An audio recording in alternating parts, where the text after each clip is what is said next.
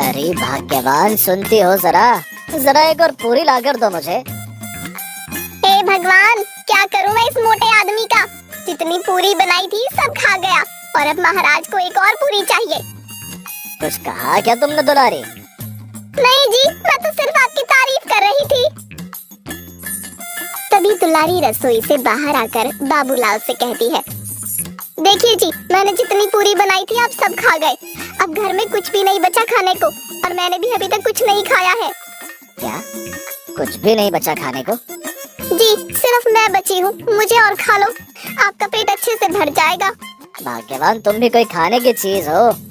पता नहीं ये आदमी कहाँ से गले पड़ गया मेरे। भाग्यवान, तुम गुस्सा क्यों करती हो? मैं कुछ बंदोबस्त करता हूँ खाने का। गुस्सा नहीं करूँ तो क्या करूँ? सुबह से मैंने कुछ भी नहीं खाया, जो बचा था सब आप खा गए। बाबूलाल खाना खाकर उठ जाता है।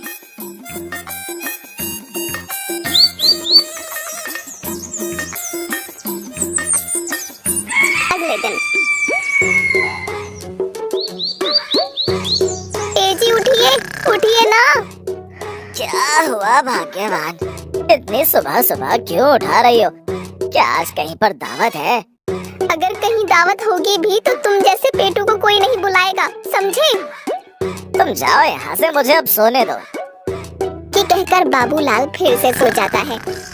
सुबह के 10 बज गए, कुछ काम है कि नहीं? बस दिन भर सोना और खाना ही है क्या? दुलारी बाबूलाल को बहुत जगाती है, लेकिन बाबूलाल नहीं उठता। कई बार जगाने के बाद भी बाबूलाल नहीं उठता, तो दुलारी को गुस्सा आ जाता है। लगता है ऐसे नहीं मानेंगे, इसका सिर्फ एक ही इलाज है।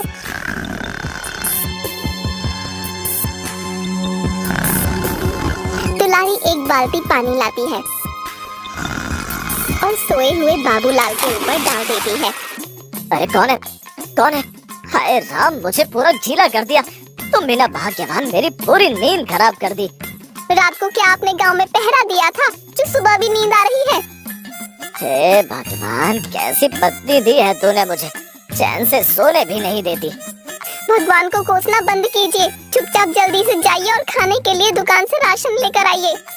अरे मैं कहाँ से लाऊं, मेरे पास तो पैसे ही नहीं है। खाना खाना तो आपको आता है, पैसा कमाना नहीं जानते? अब मैं कहाँ से लाऊं घर के लिए राशन? कहीं से भी लाइए, और हाँ, राशन के बिना घर में कदम मत रख देना।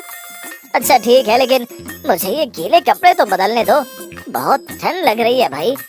नहीं, बिल्कुल नहीं, ऐसे ही जाइए तभी आपको अकल आएगी। बाबूलाल गुस्से में घर से निकल जाता है।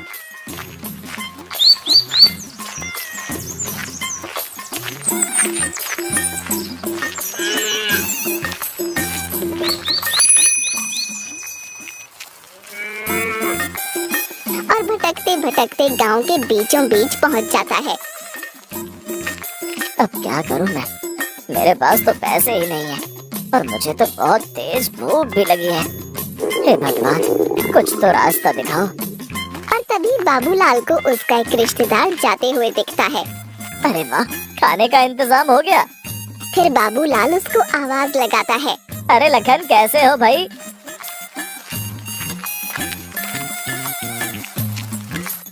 अरे बाबूलाल भैया, आप कैसे हो? यार बहुत दिन हो गए तुमसे मिले। वो सब तो ठीक है, लेकिन तुम जा कहाँ रहे हो? अरे कहीं नहीं भैया, बस घर के काम से आया था, रास्ते में तुम मिल गए। लेकिन आपके कपड़े गीले क्यों हो रहे हैं? अरे कुछ नहीं, बस रास्ते में एक व्यक्ति ने गलती से पानी डाल दिया मेरे ऊपर, बस इसी कारण कपड़े गीले हो गए। ओह अच्छा अच्छा। फिर बाबूलाल को एक तरकीब सूझती है और वो उदास होने का नाटक करने लगता है। अरे क्या हुआ बाबूलाल भाई, तुम इतने उदास क्यों? कोई बात है क्या? मुझे बताओ। देखो मैं तुम्हारे मित्र जैसा ही हूँ, मुझे बताओ क्या बात है?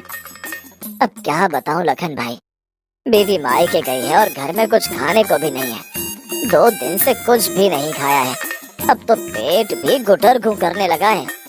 अरे तो क्या हुआ, आप मेरे घर चलिए, जब तक भाभी जी मायके से नहीं आ जाती मेरी बीवी आपको अच्छे से खातिरदारी करेगी। आप मेरे घर पर ही रुक जाना। अरे वाह, खाने का बंदोबस्त हो गया। अरे बाबूलाल भैया, क्या सोच में पड़ गए? अब भी कुछ रह गया है क्या? अब नहीं नहीं, कुछ नहीं, चलिए आपके घर चलते हैं, भूख भी तेज लग रही है। लखन बाबूलाल को अपने घर ले जाता है।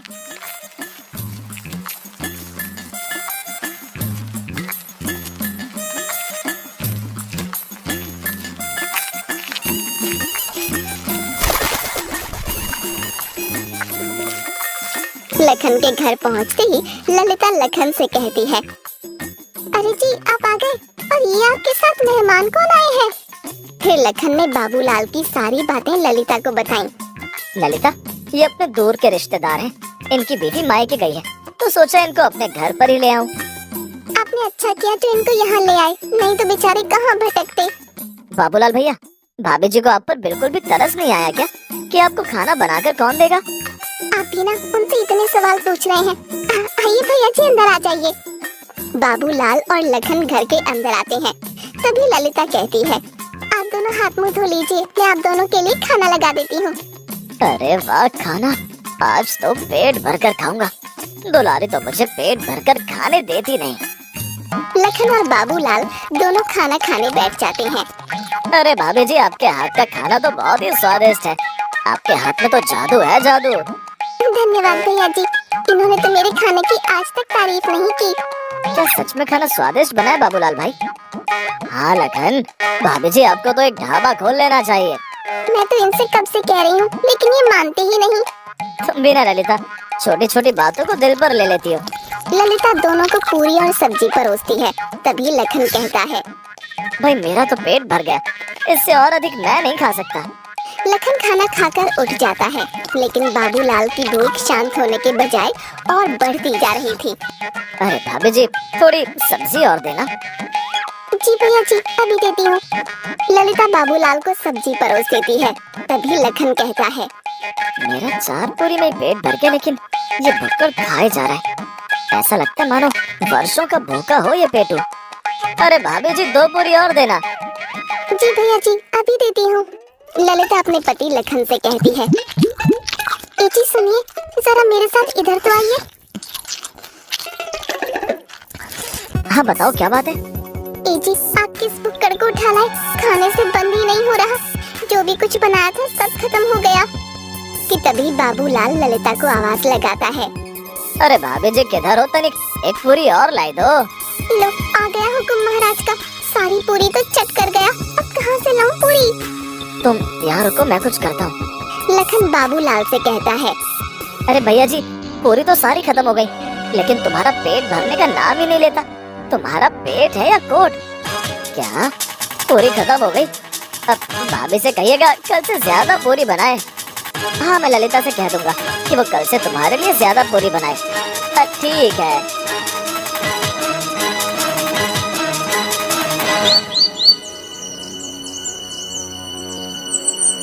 अगले दिन ललिता ने जितनी भी पूरी बनाई तो सब बाबूलाल चट कर गया।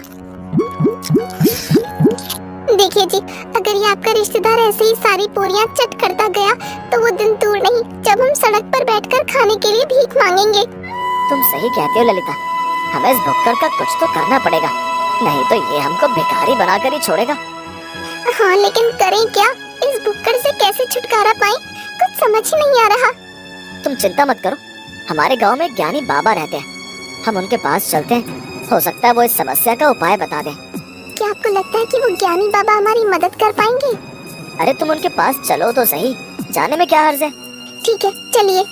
लखन और ललिता बाबूलाल को बिना बताए ज्ञानी बाबा के पास चले जाते हैं।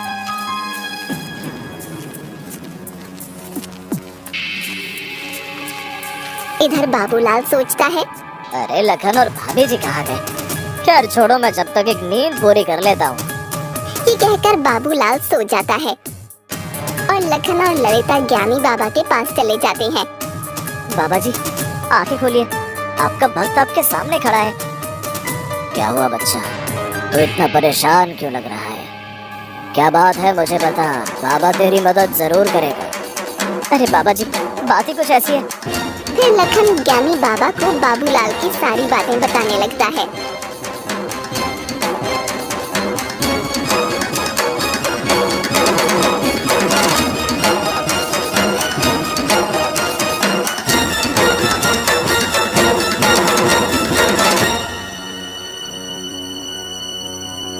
अच्छा, ये समस्या है तो बिल्कुल भी चिंता मत कर, मेरे पास इसका एक उपाय है।